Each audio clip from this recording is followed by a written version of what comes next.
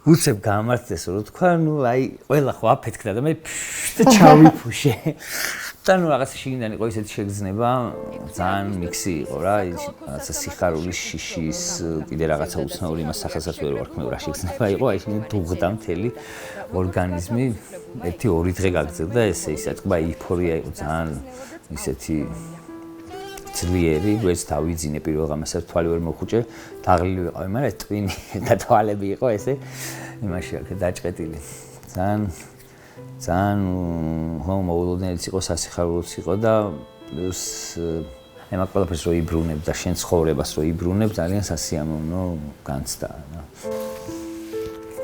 მაგ არქივი დიდ კონვერტებში მე ვაგროვებდი პატარა კონვერტებს. ხო ეს ბოლო წერილია ზვიადიმ დამაწია გზაში რატიანმა. აქეთ მაგ ესეთი არქივი.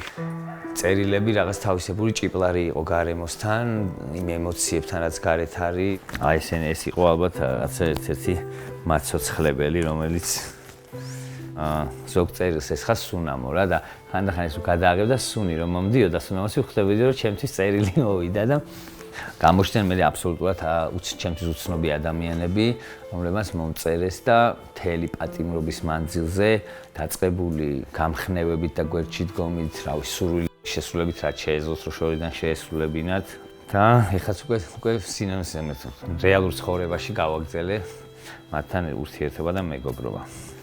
მნიშვნელოვანი ნაწილია ჩემი ცხოვრების.